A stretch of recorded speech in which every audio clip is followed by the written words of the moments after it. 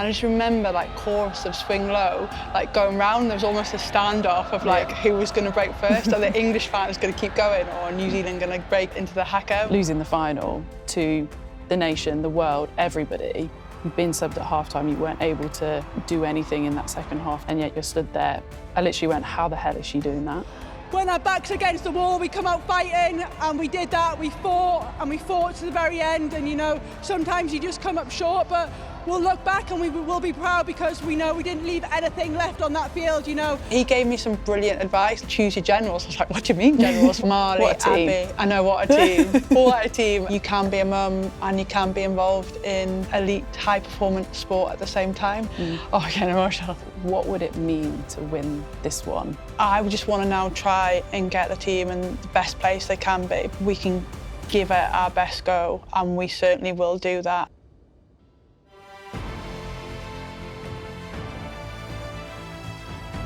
Welcome along to The Good, The Scaz and The Rugby's new series, Diary of a Captain, brought to you by our very good friends at Honda.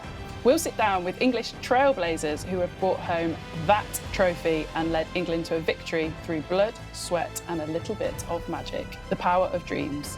My very good friend and former captain, who is also a World Cup winner and the most capped England player of all time, Sarah Hunter, is with me to look back over her years captaining England. Of course, she wasn't satisfied by that playing career and took up a role as England's defence coach as soon as she retired. Led us to WXV victory in New Zealand in 2023 and has just in the nick of time for pre-season joined us back from maternity leave after having her first child, little Olivia. How are you, Sarah? I'm very well, thank you. Good. What year did you get capped? 2007. Wow. So that you must have come in and... Yeah, I came in the season start in 2007. Yeah, because I was 17. Yeah. Oh God, that makes me feel old. And me. It was such a long time ago, wasn't it? That's mental. Yeah, crazy times. And what competition was it you were captain? Six Nations. Wow. So yeah, so final year at university. What are your reflections on England 2010? Because obviously there's a lot going on at the moment around hosting the big competition coming up this summer, but we were a part of one.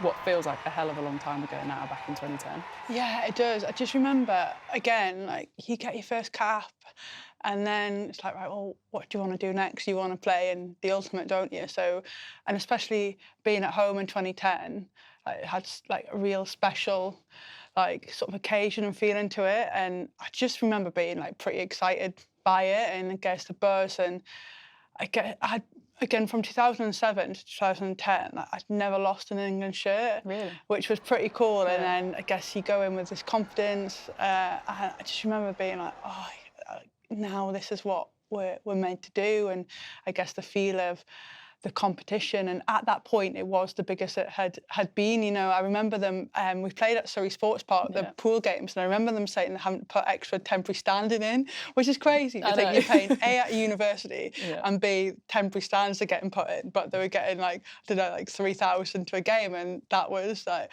and I remember like, there was ticket touts, like once you'd gone in and people were selling them because they'd that was the first time you'd have been and like seen that at any of the it's crazy. Games. That's crazy.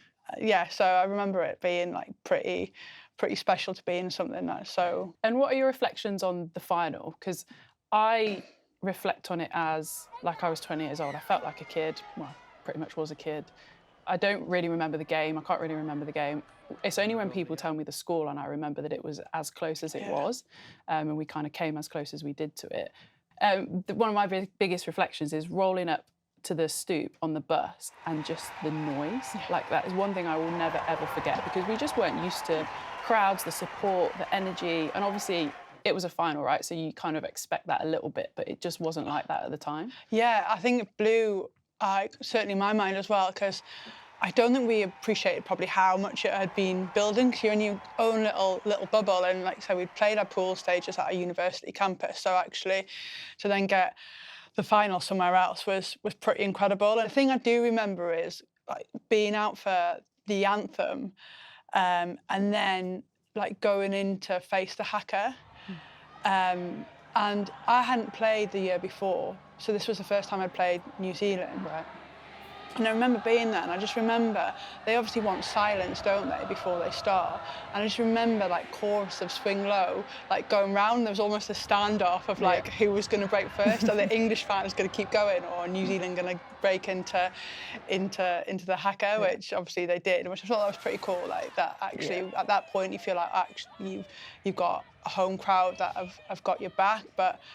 Again, the game's a bit patchy apart from, I just remember us, like, even though I think they went down to 13 at one stage, 13 players, they definitely got a couple of yellow cards. And just remembering, we just couldn't get hold of the ball. Like, they did so well to keep a hold of it. And I almost just remember, like, seeing the clock tick down and thinking, like, oh, this is getting away from us here, like, in the most positive kind of way that you think, well, we've got to get our hands on the ball, but they just did so well to frustrate us and stop us, because you think, well, actually, it only takes one moment, and it was only 3 points, wasn't it? Yeah, it's mental. It's amazing to think back, like my reflection of the energy and noise, the full stoop, and again, not to fast forward too far, but the potential of the final this time being at the Allianz Stadium. Ticket sales are a joke already. So that's like, be like 15 years difference, the growth of the game. At that time, when we were stood on that pitch in 2010, I personally couldn't see that. No. So like we weren't even like that connected, and I definitely couldn't see how it was going to transpire with professionalism and professional contracts. And I guess in some respects you look back and the achievement to do all of that within the game, still with people managing different jobs and like doing it sort of like, I don't know, we probably had about a 4-week pre-season or something, and then going into like the biggest tournament there is in rugby and competing on that stage. And if you could sort of foresee what was to come, it's incredible, the journey that's gone on. Could you have ever foreseen your own journey in terms of going on to become England's most capped player ever, man or woman, and now part of England's coaching setup, going into arguably the biggest tournament probably in the history? No, I never. Like, I think if someone had asked to map it out, I think you'd have, you just don't. And you're probably the same. Like, you almost respect each game as it comes, each tournament as it comes. And I guess if I stayed on the treadmill for quite a bit longer than most other people, and somehow found myself here. But yeah, I think if you start to think about those, it could be quite overwhelming. So you just try and sort of like live in the moment, and I guess take sort of each thing as it comes. And I think that's probably what makes those moments special. So Can you remember when your kind of leadership journey started? Because again, 2010 was tough, wasn't it? We moved on. 2014, obviously, we went and got the job done. You were vice captain of that squad, Katie Daly being obviously captain at the time. When did that leadership bit change for you? Can you remember? It was, so obviously Catherine Spence retired, Katie Daly took it on, and then I think we were out in Canada maybe in 2011. And I think that was when Mo and Kay and that group got capped, wasn't it? Yeah. I'm pretty sure. Was that the year we were in bunk beds? Do you remember? Yes, we were in a room of 4. Yeah, because Canada, like this college we were staying at, had like basically not like provided enough rooms. Yeah. And then it was like, they were like, oh, don't worry, we've got another room around here. And we were the ones that hadn't. So off we trooped round, and then we walked in and we're like, all right, there's 2 sets of bunk beds. I tell you what, you and Katie needed to pull rank so much harder than that, because if you were captain and vice captain at the time, and we're 4 of us in a bunk bed room of 4, was someone on the floor as well, or have I made that up? I'm sure at one point, I'm sure Katie got a knock to the head or something, or someone threw a strop and wasn't sleeping well and pulled their mattress onto the floor. That probably Katie probably. Yeah, that would Katie threw a strop. She needs a suite with a like king size bed somewhere. Yeah. But no, yeah. So then I think Katie was out with maybe a head knock or something. I think that just like, and then so Gary asked me to captain the side, and I was a bit blown away by it, because I guess you don't naturally see yourself as like having that role, or I didn't anyway. So yeah, to be asked to be captain, I was obviously naturally very proud to lead it, and I think that was kind of the start of like a leadership journey within England. I'd been captain at Lichfield before, so but never did I ever imagine it would go into into an England and international like aspect. But like you've captained as well, like for England for GB. Like how have you found that? I'm very similar to you. I think it's never something I went after. It's never something I wanted. But when you're in that position, you want to do the best job possible, and you want to make a change. You want to fix the world. You want to. It's just. I think it's in both of our natures, isn't it? And you realise pretty quickly it's not possible all of the time. And we've probably both burnt ourselves out at times trying to do that before realising that is just the impossible task. But yeah, I think neither of us are big screamer shouter sorts of people, but incredibly proud to have been in those roles, definitely. I mean, you were vice captain in 2014, won it. That must have been unbelievable. Obviously, I was there, part of the squad as well. Do you think it was different because of losing in 2010, because the girls lost in 2006? Like, it hadn't happened for 20 years at that point, had it? No, it hadn't. And I do think, I don't know if you remember, but I remember after 2010 that we had that big debrief. Do you remember? Yeah, in Leicestershire. At a pokey little hotel. Yeah. I drove past it the other day and I can't remember who was with me in the car. I think it might have been Mo after we played at Welford Road. But we'd been out the night before. We thought it was a wise idea. Doesn't sound like us, Sarah. Have a little like post-tournament get together, which was, I think, was probably the most horrific decision. Going to this World Cup debrief where you're putting all your thoughts on the table, like reliving, losing all over again. And you're doing it hungover. I was literally like losing the will to live. But I honestly think that just got everything out on the table, like almost a big dump about like what went wrong, like did we have a plan B, like why couldn't we find a way to win? And I think that actually was quite healthy, like very cathartic. And then I remember going back for our first training session, and I think Gary Street, our head coach at the time, had got us to go up and write our why down. And I think, again, it gives you like a sense of purpose and collectiveness around what that journey's going to be for 4 years, because 4 years is a long time. And it wasn't the most plain sailing 4 years. Like I said, up until 2010, I hadn't lost in an England shirt. Well, between 2010 and 2014, we'd won like quite a few games, but we'd been to New Zealand for a tour down there in 2013, whitewashed. We'd lost the opening game of the Six Nations 2014 to France. So like it was almost like a roller coaster journey. But I genuinely think that probably made us in 2014, like coming back and learning from those losses about what we needed to work on. Like, again, when you're in moments and games where you're not winning, how do you find a way to get over that? So I do think going into 2014, like it was pretty good. And again, it just felt different, like the whole tournament, not even like the day of the final, just I think the closeness of the group. Obviously a lot of players had been there the previous tournament, but then just those that had come in and added to it, the energy of like, say, your Mo's, your K's, your Keatsy's, all those sorts of people that, I don't know, just give it like a sort of fresh vibrancy around it. I just think the way we connected, we talk about the leadership stuff. Yes, Katie and I were captain, vice captain, but I think the leadership group that we had, and that's probably really where I started to learn and understand that it's not solely on one person. And I think that how we dealt with stuff, picked up on little conversations before they became like real problems. I think so. Like going into the tournament, it did feel like things were like self-managed, and there was, I think, a healthy balance between fun and like work. And when we're on, and when we were off, and we like, I don't know, like we had the sneaky weasels, and we had the dice roll, that, like, which like if you're late or in the wrong kit or something. Was one of them like chewing an omega-3? Something horrific. Popping omega-3 like, and swallowing it. Literally. I'm so glad I never rolled that. That would have been hideous. But no, I agree. My reflections are really similar. I still believe losing the Six Nations that year was one of the best things we could have done. Not losing it, but losing that one game, therefore not winning it. I think sometimes, like when you look back on campaigns and it's been successful, you only remember the good. But actually, like we lost our S&C pretty close to the tournament. Yeah. So we got Stu Pickering in as our new one, and I genuinely believe he was one of the biggest reasons. But at the time, you're like, oh, we've just lost a really key member of staff really close to a competition.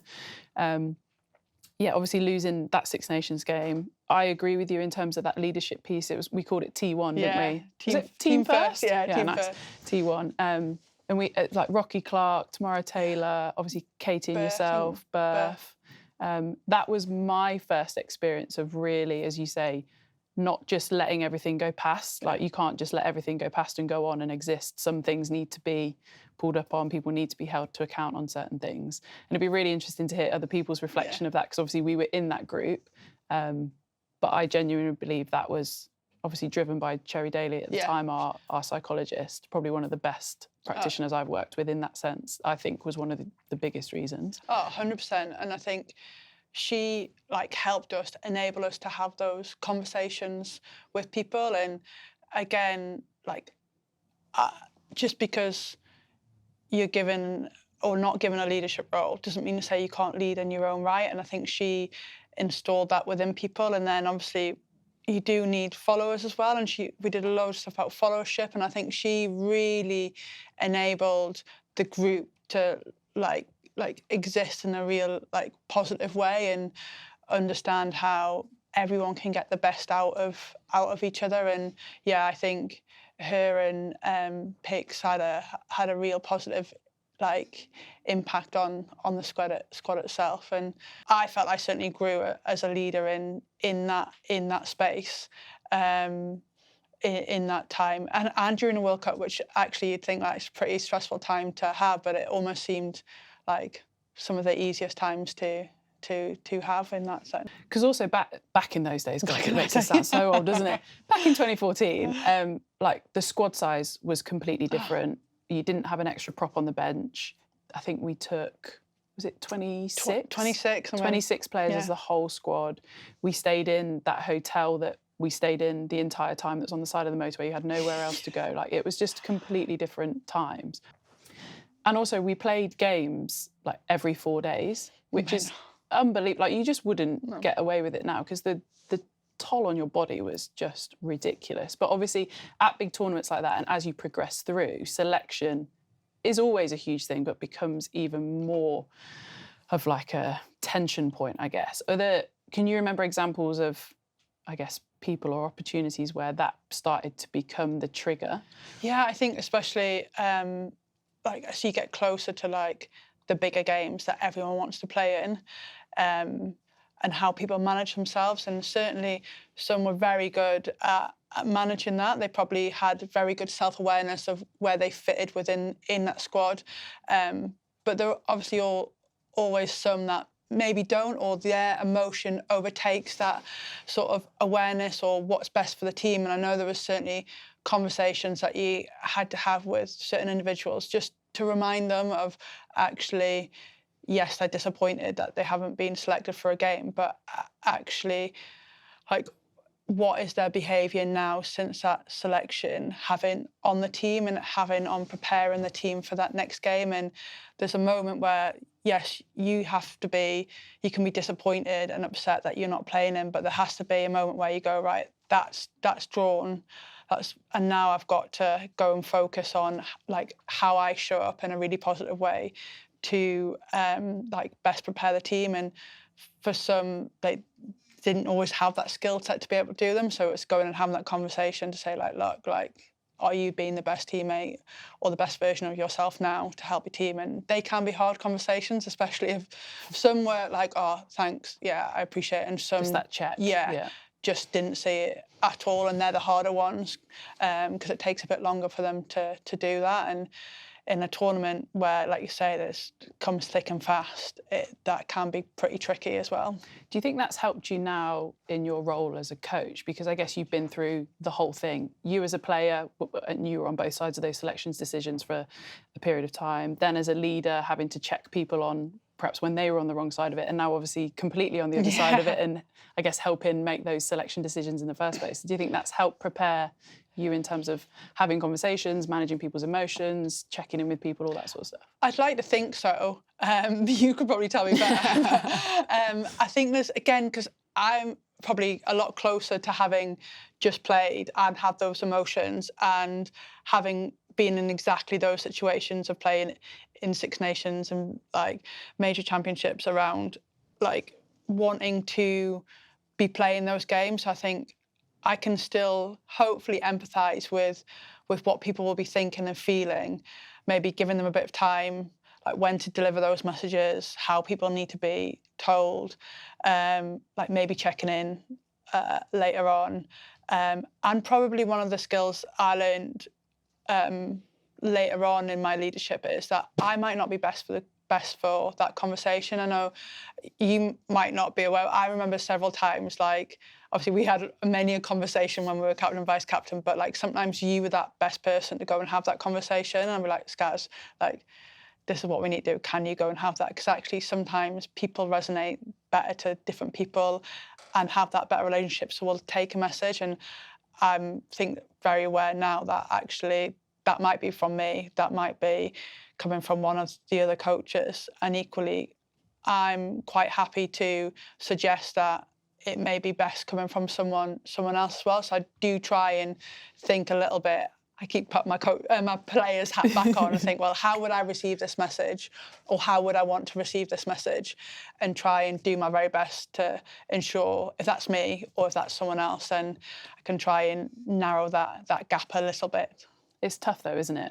It's really tough. As kind of when we spoke earlier, when you initially become captain in those roles, you do think you have to harbour everything and you have to say everything and do it. And actually, it's probably experience and confidence in a way that enables you to share that. Delegation is such a big key skill, isn't it? So important. It's one that I definitely didn't learn particularly quickly along my journey. But as you just touched on there, obviously, me and you were captain, vice captain for 2017 and 2022.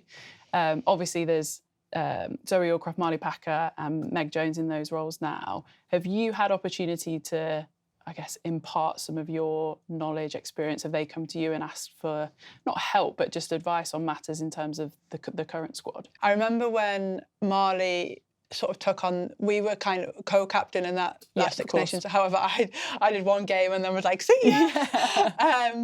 But I remember like chatting to Marley around sort of leadership then, and more so just reminding people about being themselves. Because I think when I first took on the captaincy, like out and out captaincy after 2014, Katie was obviously just such an amazing captain, but me and her are very different.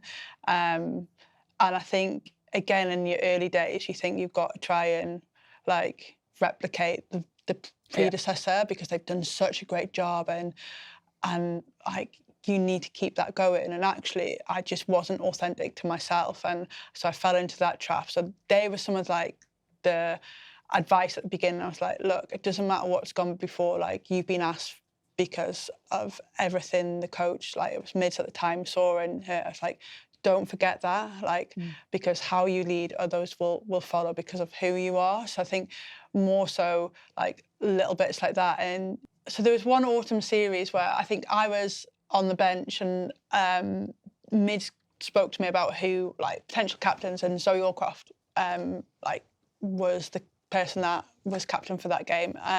Like, brilliant decision. I just remember like having a chat with her and just saying, like, again, similarly, just don't worry about all the outside noise. Just be you. Say what you want when you need to, but don't feel like you have to do anything more or anything fancy. It's just like being a true authentic leader to the style that you are. So I think they're the kind of things I've tried to, and I've always said, like, if there's stuff that you need, I'm always here. But yeah, I think just going back a touch, like still having you as part of the squad, your experience, your knowledge, as you say, not the pushy parent, but actually just having you there as a sounding board. I know you were brilliant for me in and around when I was in certain leadership roles, and I'm sure the girls are definitely feeling that now. So as much as your team defence and defence coach, I don't think you can underestimate the additional value of still having you around for all of that sort of stuff. You just touched on Simon Middleton a little bit. He was obviously our coach 2017 and 2022. it's one thing managing conversations in-house between players, in leadership groups, selection, all of those sorts of things, but it's very different having a conversation with essentially your boss, your head coach, your leader, whatever it is. Those relationships are often quite different. Can you expand a little bit on how some of those went with somebody like Mids, because he's also a very different character? There was a lot around 2014 because he came in. Yeah. I chatted to him quite a bit around different stuff, and I guess how I needed to play and how I can contribute as a leader and things like that. He gave me some brilliant advice, like when I first sort of became like captaincy around, he called them the generals. He was like, choose your generals. I was like, what do you mean generals? What do you mean? He's like, he gave me like an army example in terms of, obviously I do in the army a disservice here about the top commander or whatever, and then they obviously have their generals around them. And he was like, you need people to support you in that. Like choosing your generals. So I guess that picture's a really good example of like, obviously yourself as vice captain, Marley, Abby. I know, what a team. What a team. From, I guess, the World Cup from this time, just around having those people that will support you in your leadership. And I guess we're probably all very different in our leadership styles. And again, who picks up different stuff, like when people might talk, who's the best person to call on it. So like he was really good in terms of giving me that advice to know that actually, and that they'll always have your back, and like choosing people that you trust and have support in. And I had obviously different campaigns, you have different groups of people, but in that World Cup, they like very certainly were people that I would trust implicitly, like yourself as vice captain.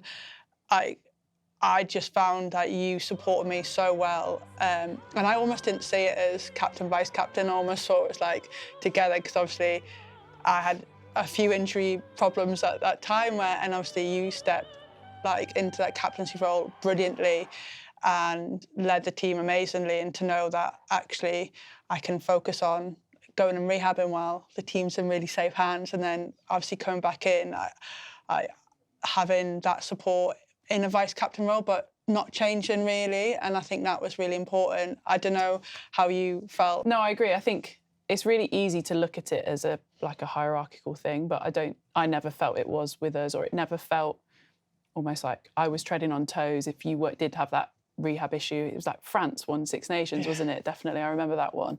And I knew you were always there to help and support if needed. I think there's a really nice picture of us lifting the Six Nations trophy up together, because again, that's what it felt like. Unfortunately, you weren't able to be on the field, but we kind of were able to share in that. I think it's really easy sometimes to feel like you're competing, which is completely ridiculous. But I think because we had such a solid friendship base, we knew each other really well, our values aligned so well, it never felt like that. And I hope anyway, there was definitely no awkwardness or issues with that. No. Can you remember any examples of maybe a role one of us took on? Yeah, I think, and it probably came from, like, I think started in 2014, and it worked well. And for different teams, it might be different things, but we kind of had like roles in the changing room. So I didn't really speak too much in the changing room before we went out, because you would probably say like the last few words about like, I guess, maybe the tactical or technical stuff. So try and keep it like fairly emotion, because we still had the anthems to do, and then do you remember we used to get up and hit each other and stuff, so there was still a lot of time before, so people probably don't want to be pumped right at that second. So yeah, definitely I think I left that sort of changing room vibe to yourself, and then I'd probably do the last huddle after the anthems before we'd go on for the final and the first whistle, and it might have been like someone like Marley's a great like energizer. So I think we used to get her to talk at the beginning of the warm-up, just before. Again, I'm a big believer in you don't want the same voice, because again, there's a lot of touch points to talk on match day, and I'm like sick of the sound. There's only so many things you can say, right? I know, literally, and so many ways. Yeah, so I think from my perspective, like match day was like that, and I remember like it might have been, again, I think there was something to do with one of the players, like I think like with standards and behaviours, but I think you had a really good relationship with them. So I was like, oh, Scaz, do you mind going and picking up that conversation? Because I think it'll be better coming from you than it would be me. Or I guess if there was stuff to do with Scott, I'd be like, can you go?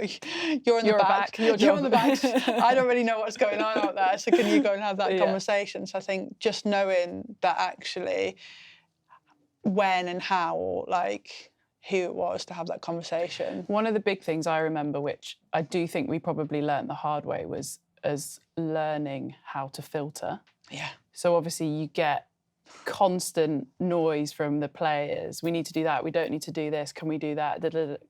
Feedback all the time, which is brilliant. Some of it really important and necessary. Some of it white noise and maybe just an individual's feelings. But filtering that before you perhaps then go and speak to, whether it's a head coach or a member of staff, dependent on the area that related to. I think I personally learned definitely along the way, but as I say, we definitely, I think, got stung once with it when we just, I don't know if you remember I think it was post a bit of feedback, we just kind of laid it out. Oh, yeah. And it obviously was not the right way to go about it. Next time, refreshed the process, filtered it, made it succinct. Yeah. I love a bullet point, put it into a table, and all of a sudden it's received a lot better. But essentially the information was almost the same. So it's amazing how actually just learning tiny little things like that, and then it's almost like the how of how it was delivered with that bit of filtering. Made such a difference. I think you're bang on with that. But like, sometimes I do remember it. Like, we got. It wasn't our finest moment. No, it wasn't our finest moment. But you learn from these things. Exactly. Have you got an example of maybe like one of the toughest things that you've had to face as a captain? I think for me, one of the toughest things was in 2022. You might not remember this at all. Was obviously we had the red card. And that was early, so half time was probably the first proper time we'd got a chance to like get our heads together with the coaches. Yes, we'd problem solved things on the pitch, and I remember we did our usual, like we'd done our little spar thing. So we got ourselves together as a leadership group. We'd got our points, we'd gone in, and then obviously with mids, and we did that and reflected about what we need to go out and do. And I just remember him turning to me and being like, "Sunts, like." I remember him saying, "I'm sorry, mate." Yeah, that's literally the bit that sticks in my head. There's a big change for England as well. Their captain, Sarah Hunter, is off. Poppy Cleall's gone on in jersey 20. Emily Scarratt will be captain now. So, obviously, you want to be going back out. And I just remember wanting the, like, ground to open me up and be anywhere but in that changing room, like, from a purely selfish, personal reason. But then, like, I remember I'm like captain of this team, and I was thinking, now I need to get my head into being like, right, what do I need to do? And this probably you might not like have felt at the time, but it probably goes from all those years of doing stuff, understanding what I needed at the time. And the worst thing anyone could have done was come up to me and be like, "You're all right," like, because I'd have probably just bored. And you just turned at me and be like, "Do you want me to do it?"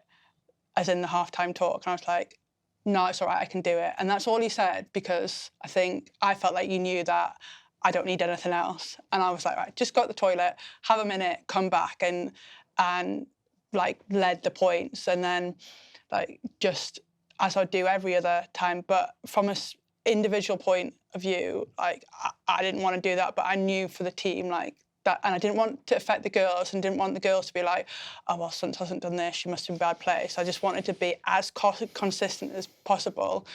And then I just remember everyone going out in the change rooms and like having a minute being like absolutely devastated.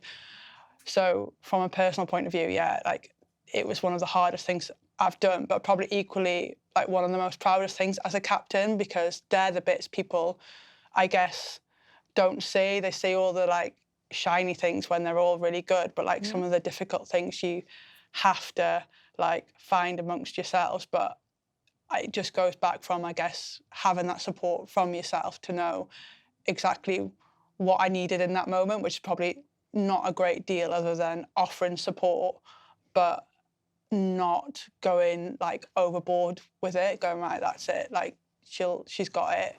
And she doesn't need everyone to be like get around her, because that would have been the worst thing possible. I mean, how you held that together was honestly remarkable. And I'll also never forget standing on the pitch afterwards, obviously we've just lost.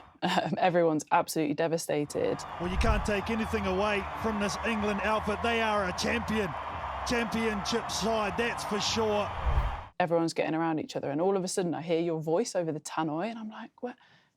And you're doing the interview. It's like, it feels like seconds, but it's probably a couple of minutes after the full-time whistle, and you're already having to front losing the final, as it feels like, coming second, losing the final to the nation, the world, everybody. Potentially when we had gone in as favourites, you've been subbed at half-time, you weren't able to kind of do anything in that second half to help alter the course, and yet you're stood there basically fronting it. And I just remember stood next to Abby Ward, hearing your voice, and I literally went, how the hell is she doing that? And it was just unbelievable. But I think that is probably the biggest mark of you and your leadership. When our back's against the wall, we come out fighting, and we did that. We fought to the very end, and, you know, sometimes you just come up short, but we'll look back and we will be proud because we know we didn't leave anything left on that field, you know, and I think sometimes that makes it easier in the way, taking the result when it doesn't go your way, that, you know, we could have done nothing else tonight, and I'll be forever proud of the team and what we've achieved. And I just think you have to find a way, don't you? Like, I think that's part of the role as leaders, that, you know, like, you'll have done that again at the Olympics when in the bronze match. I didn't do a very good job of mine. You did a much No, better job. not at all. You just find it's probably other years from practice from 2017. I got used to it. I think I joked to my mum and dad about it, and when you talk about media accreditation, going after the press conferences that they had, I was like, oh, here we go again. Got used to this. But you just, like, yeah, you find a way. And I think at that time, you kind of put your own self to one side. Like, you park it and you think, well, what is it that the team needs? And again, like, that comes from being, I guess, the face of things at times and trying to articulate how the group would feel, and actually what is it that you want to be perceived at in that moment in time for the group. And no matter what I felt individually inside around me as the player, like, in that time from half-time when Mid, like, said that, and he's made that decision for, like, what he thinks is the best of the squad and how we're going to win the game, and you back that and you back everything along it, to going and do the press conference, getting behind people as they're going round, like, doing the lap of honour, like, thanking all the people that had come there, to getting back in the change room. And then it felt like forever till I got back in the change room, got my phone, because I went back outside onto the pitch and they were de-rigging everything. The lights were off, and I remember ringing Nathan, because I hadn't spoken to, spoken to my mum and dad, but I hadn't spoken to him, and just literally, like, just released, like, crying, like, we just lost. Obviously what had happened at half-time, everything, and then that's when you can have a bit of your own time. But when you are a captain, quite often you have to put the team before yourself. Confront it, yeah. And then at some point you find your own time to manage yourself and what you need at that time. Well, You've always done that unbelievably brilliantly in very difficult circumstances, but yeah, you've been awesome. You've obviously had a lot of leadership roles and titles. How do you find that now in a different role? I tell you what, you have a hell of a lot more free time. I'll tell you that for free. No, but I guess more seriously, I find it's refreshing in a way, and you can probably, like, pick and choose it more. So actually, instead of being in a formal role where you're hearing the formal information and you perhaps have to formally do something about it, it's more kind of having that broader panoramic view of something and just being like, are they struggling with something? Maybe just go and having a quiet word. I think wouldn't necessarily call it leadership. It's probably more just like trying to be emotionally intelligent to the group a little bit. Being an old girl. Being an old girl, yeah. Understanding, like, we've been through so many varying scenarios, good session, bad session, tough this, good, whatever it might be, and just trying to continually have a bit of awareness on that and who might need. It might even be take them a cup of tea, put an arm around. They may want to talk to you, they may not. They may need a hug, they may not. They may need, I don't know, you to tell a stupid story, make them laugh. Whatever it is, but just trying to, I guess, do that sort of piece off field. And then on field, like, you're always going to chip in. Like, everybody will have their own way of doing that. And obviously, rooming with someone like a Mo, who is in the leadership group, obviously there'll be times when she'll ask certain opinions on bits and bobs, and just being able to maybe offer the other side to something as well. I think sometimes it's really easy to get really narrow on stuff, and actually just make sure somebody's giving the other side to something that just makes you think differently. I think that's really important. And I guess sometimes when you maybe don't sit within that circle, you do have an easier perspective on things. Exactly. That actually, and I guess, like, whether it's Mo, whether it's one of the other leaders or someone, like, I think your experience really does show. And I certainly noticed it as a player and as a captain, that when, and still now as a coach, like, when you speak, like, you can hear a pin drop. People listen to it because of, like, how you say it and what you say, and it's just like, that just, like, nailed it. So you're like a little wise old owl. Can we drop the old? Okay, wise owl. Yeah. There we are. But yeah, wise very old much owls. so. Appreciate that. So since 2022, for yourself, it's been a fairly tricky 3 years, obviously, with your neck injury. And I think it's quite easy to overlook that because you're back playing, you're back in a white shirt. But, like, can you just talk us through it? Like, at some point, like, it might never even got back onto the rugby field. So for context, what you do now is nothing short of incredible. Yeah, it's cool. I think, obviously, going through that, you don't know, and certainly there was times where I thought that was it. You'd retire, bank your chips, thank you very much, had a pretty good run. But I guess with going through what I went through in the surgery and stuff, it did afford me that additional opportunity. But with no guarantees, like, you don't know if the rest of your body's going to hold up. As you said, a bit older now, things creak a little bit more. You don't know, obviously, because also while that happened, there was a change in coaching staff. Obviously, John Mitchell came in, head coach. So you don't know where he sees you in all of that, if he sees you in all of that. And also then you don't know how you're going to feel about it. So I hadn't played rugby for best part of 14 months. Come back onto something that is incredibly combative. You have to be all in. You don't know whether you're still going to feel that or not.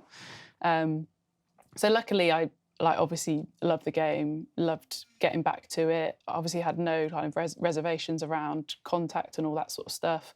And yeah, I guess now, like, I kind of see everything as a bit of a bonus.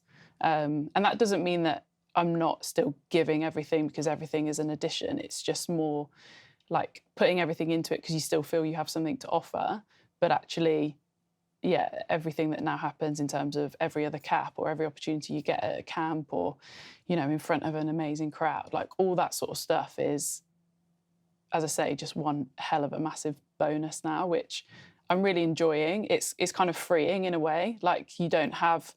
There's still pressure because you put an element on yourself and you're wearing a white shirt and it means so much, and generally you're competing for something that's pretty massive. But in the same breath, you could also not be doing that anymore. So it does feel quite freeing in the sense that what an amazing opportunity this is. You're still getting to do what you love. You're still getting the opportunity to show that you can play this game even after the surgery and at your age, if you want. So yeah, it's definitely been a journey. I think you rewind 3 or so years, I wasn't sure I'd still be here doing it. But I guess looking forward to 2025 at home is obviously still a long way to go, but it's quite a cool place to be. Was that part of, I guess, the motivation? Because I know at one point it was like, do you have surgery? Do you not have surgery? Yeah. And at some stage it wasn't just around getting back to rugby. I remember we were at a wedding and literally Tina Turner? Tina Turner.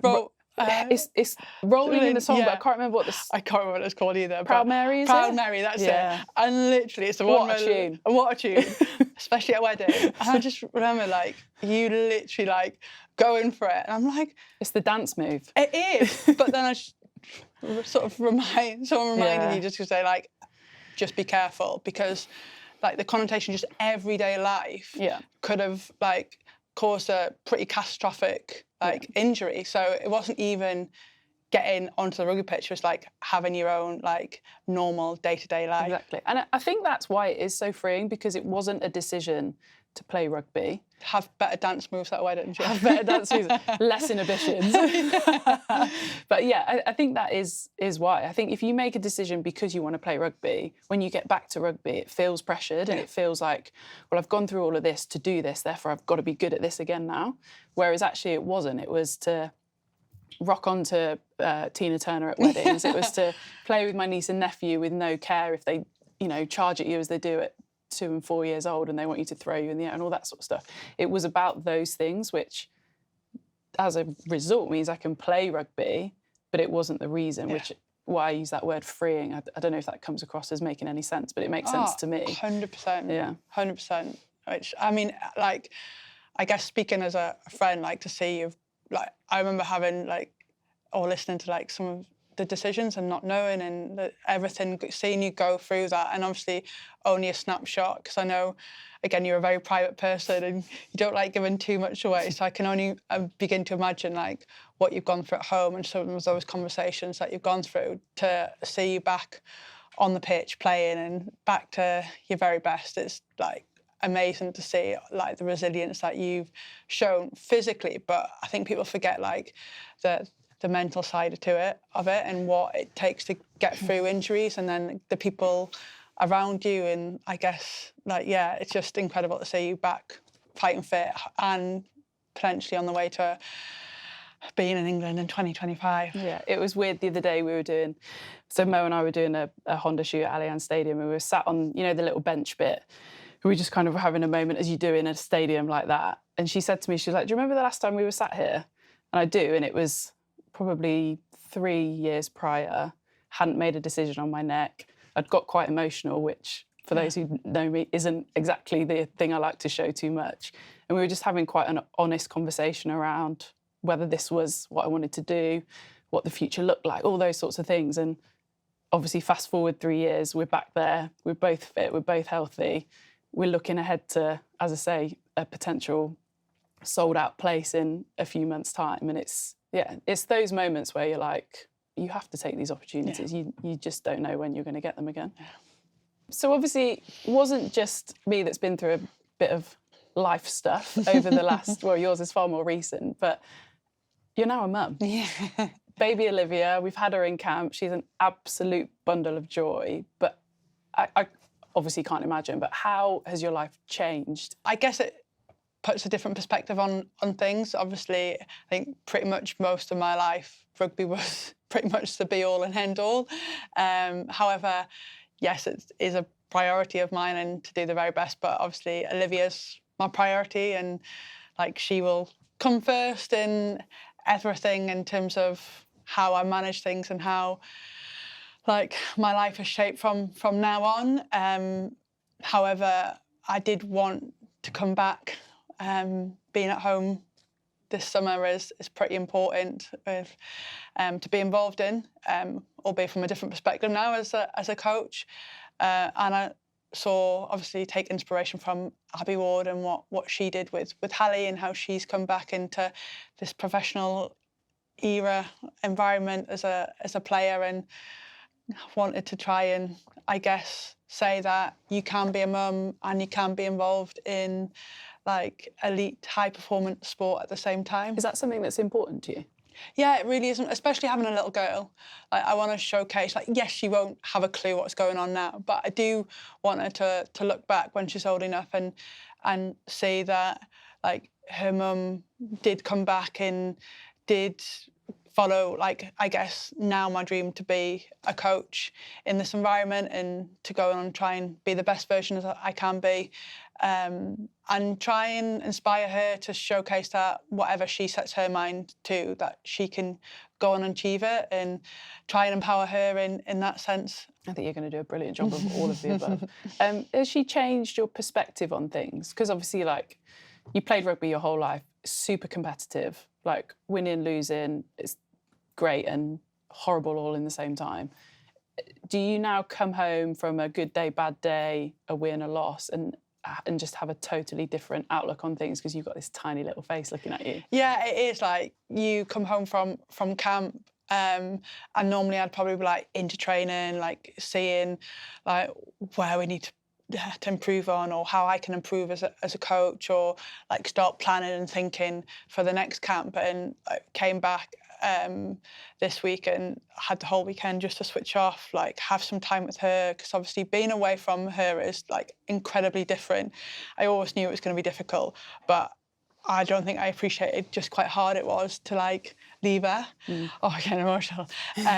Like, and that's the thing, like driving away from camp, leaving at home, or like she has come in, which is brilliant, but then putting her in the car and seeing her drive off, like, is pretty difficult. So actually, when I'm in camp, it has to mean something. It has to mean something why I'm there and what I'm doing and how I can put my energy into making the team as best it can do. And then when I'm at home, like my time has to go into her, because at this moment in time, the time with her is few and far between. So, which is brilliant. It doesn't take much to switch off from her, because she is all things into everything. And someone said to me, it's not necessarily the quantity of time you have with her, it's the quality. So I just want to make sure at this moment in time that the time I have with her is the most precious time, and that she's got my full attention. And I think that just gives you a perspective now.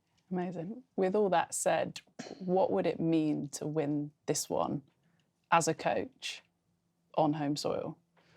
I think it'd mean everything. I think I'm super competitive. I want to do the best I can do, but I think now I just want to now try and get the team in the best place they can be, but also ensure that they've got that understanding of we can give it our best go, and we certainly will do that, and we will be the best we've ever been to be prepared to do that. This is the way I can hopefully contribute a tiny little bit to allowing the team to fulfill their dreams. Like, we know how special that is from 2014.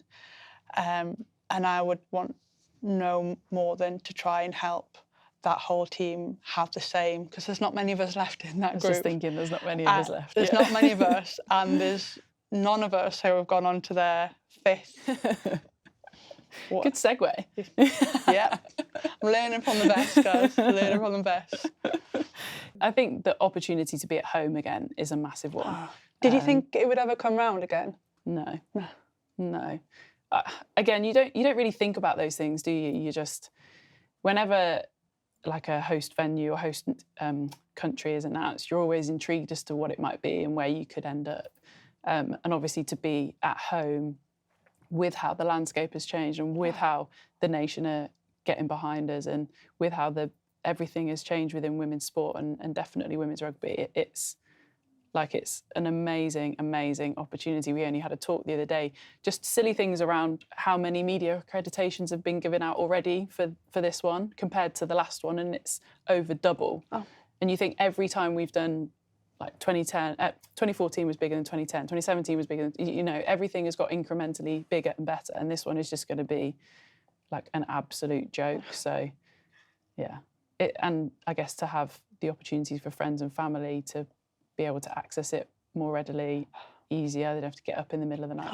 Daft things, like the little things like that really make a difference, whether it's your first one, your 5th one, or anything in the middle, whether you've won one before or whether you haven't. Like, all the little things make such a big difference with things like that. So, yeah, it's potentially exciting. Well, who knows what is possible this time around? Who knows?